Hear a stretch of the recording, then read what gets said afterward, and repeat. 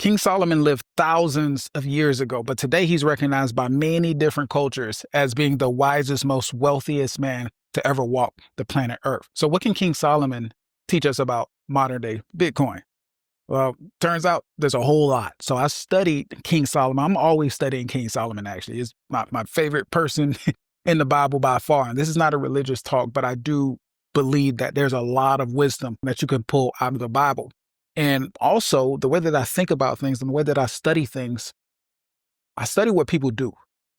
Yes, King Solomon wrote Proverbs, and there's a lot of wisdom in Proverbs. He wrote songs, or a book of Psalms, he wrote Ecclesiastics and all those, different great works. And he wrote different other books that aren't in the Bible as well. But I think we can learn so much more by studying the actions of successful people. We can study the actions of some of the biggest builders in the world. We can study the actions of the people who have done great things. They say a lot of things, but what they do tells a much better story. So today I'm going to talk to you guys, or just have like a casual conversation with myself and you about some of the wisdom that I picked up from studying King Solomon. There's 5 key things that I think we can apply to us as Bitcoin holder.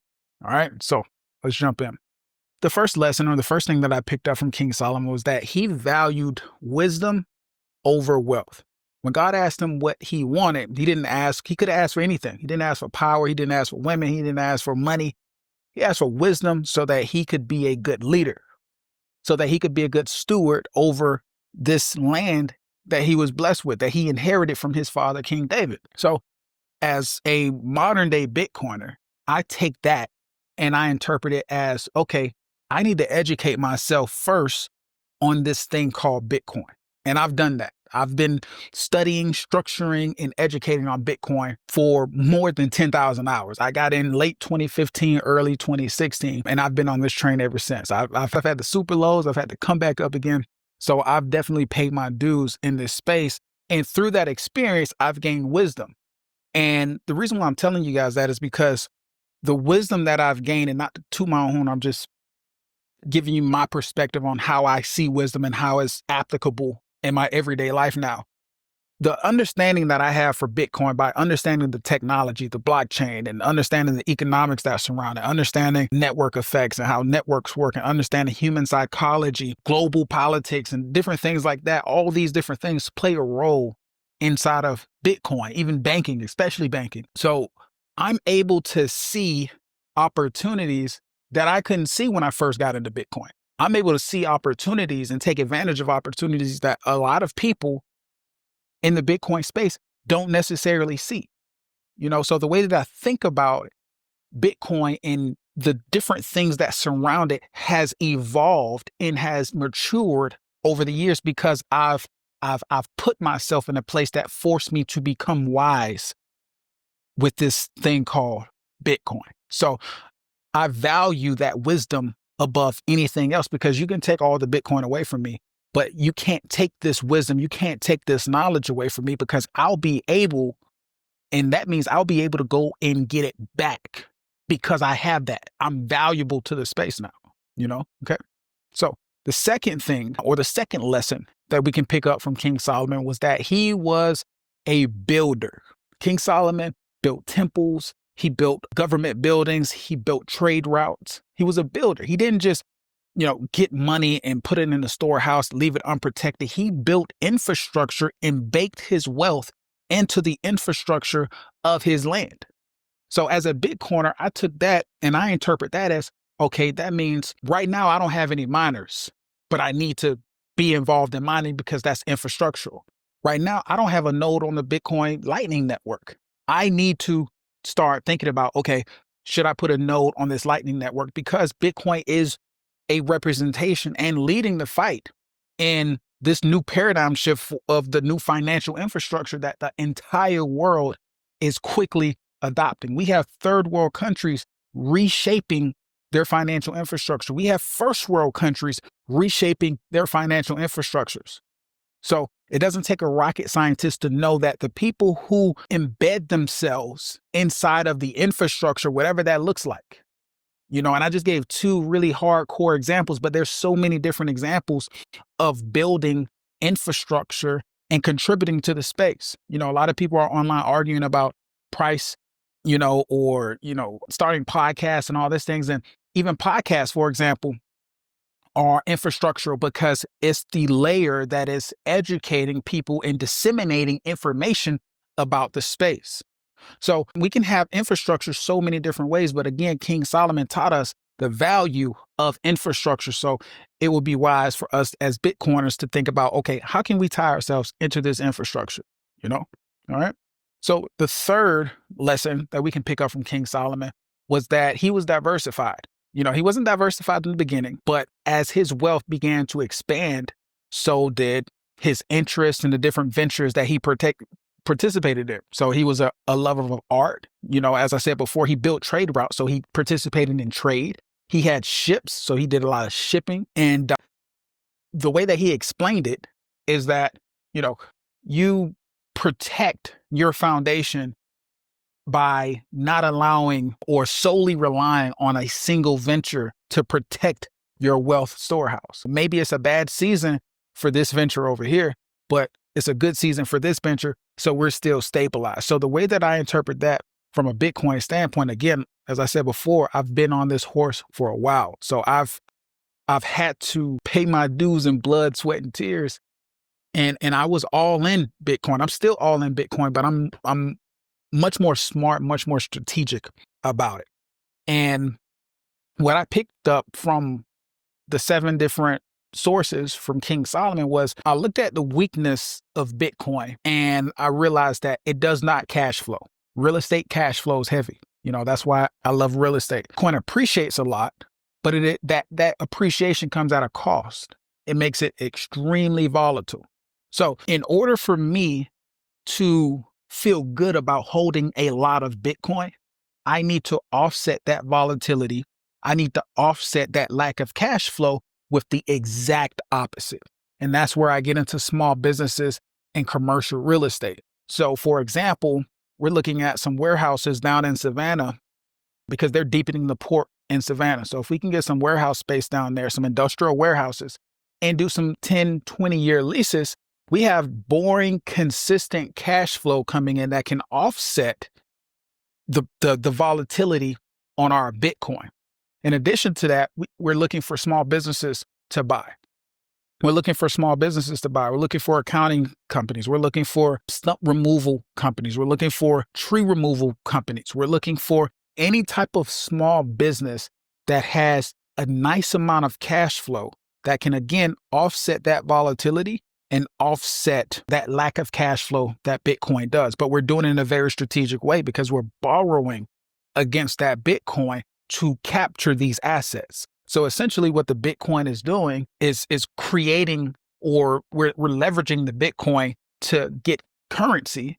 And then those currencies become the minions of the Bitcoin and they go out and do their job and protect Bitcoin. That's how I see it. That's how we're operating.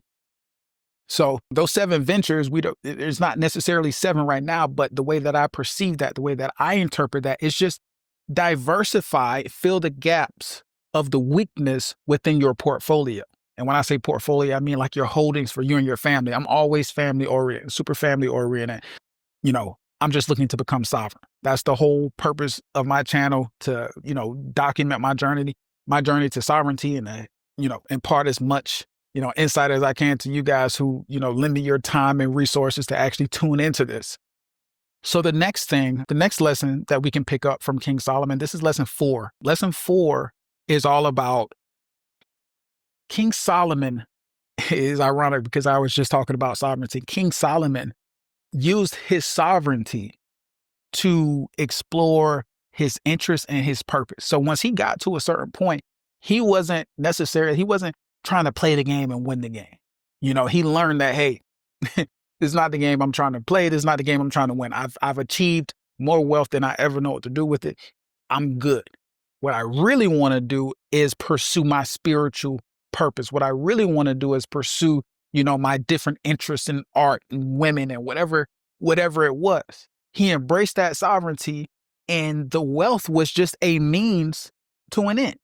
He didn't glorify the money. It was a means to an end. So as a Bitcoiner, I think this is one of the more important lessons for us to really capture. Whereas we glorify Bitcoin so much because it's so amazing, it's so new, it feels so good to us. But I think some people lose sight of what it actually is. It is a tool, it is a means to get us to that point of freedom, to get us to that point of sovereignty. Man was not created to not be sovereign. Man was not created to be controlled by other men. Man was created to be sovereign. And as a sovereign person, you are not dependent on any of these systems. So, for example, I see a lot of people. So, from a Bitcoin standpoint, I see a lot of folks, they'll go and get the ETFs. They'll get the Bitcoin ETFs because it is easy. That is not sovereignty. That's not the crowd who I'm speaking to. That's not what I, believe in. That's not what King Solomon, believed in. So Solomon believed in sovereignty. We true Bitcoiners believe in sovereignty. And we don't take shortcuts and invest in ETFs because it feels safer or it's easier. I think that's going to, I think in a few years, they're definitely going to regret that. And so the main thing is freedom and sovereignty. And finally, the last lesson that I got from King Solomon, not necessarily through his actions, because everything else I spoke about already was more so just observations through, his actions, what he did. Because again, really big on learning from what people do, not necessarily what they say. But one thing that he said really stood out to me. And he said, a good man leaves an inheritance for his children's children. And one of my biggest goals when I meet God one day, I want to be able to brag to him and say that, God, I was a good man. There are going to be certain signs that correlate with my admission of being a good man, and one of those things is that I left an inheritance for my children's children. I'm not just thinking about my son, I'm thinking about his children. And in fact, I'm thinking about their children because I believe that Bitcoin is a 1,000-year asset minimum. I think our family can hold Bitcoin for 1,000 years. And I'm developing a structure that will pretty much guarantee that the Bitcoin stays in our family for as long as possible. Like I said, I'm going for 1,000 years and I'm piggybacking off of not King Solomon, but I'm piggybacking off of a more modern titan. His name is Rockefeller, John D. Rockefeller. He was famous for using a lot of different trust structures to capture his wealth and make sure that it successfully transfers to his heirs through time, right? So I've developed a trust that is more modern in nature, specific to digital assets. And that's how I govern our holdings. That's how our family knows what to do, what not to do, what the rules are. They know that once Bitcoin enters this trust, we never sell it. We can borrow against it, but we never sell it. So, and that's just, one very small element of it, because it's not all about financial wealth transfer. King Solomon said, a good man leaves an inheritance, meaning that I'm also leaving behind a mindset. I'm teaching you, the do's and don'ts of this world that we live in. I'm also giving you skills, the skills that I use to build this wealth for us. I'm also transferring those skills. So I'm educating you. I'm giving you skills. I'm not just giving you money and saying, hey, go and make some good decisions. No, I'm preparing you for those good decisions. I'm preparing you for what I have built for built for us. So those are the 5 lessons of King Solomon. And those are insights interpreted specifically for us as Bitcoiners. If you guys are serious about sovereignty and all that good stuff and using Bitcoin as a means to an end, I have a really super free Bitcoin inheritance kit in the link below in the description. It's completely free. And when you grab that automatically puts you on an email list for a newsletter that I send out every week. It's a private Bitcoin letter. And I just go over different, advanced Bitcoin topics like this, things that you don't hear anywhere else, but it's all related to leveraging Bitcoin to truly become sovereign, to use Bitcoin as our own family bank and allow that structure of that family bank to transcend space and time for as long as possible. If that's what you're into, definitely get the kit from the link below.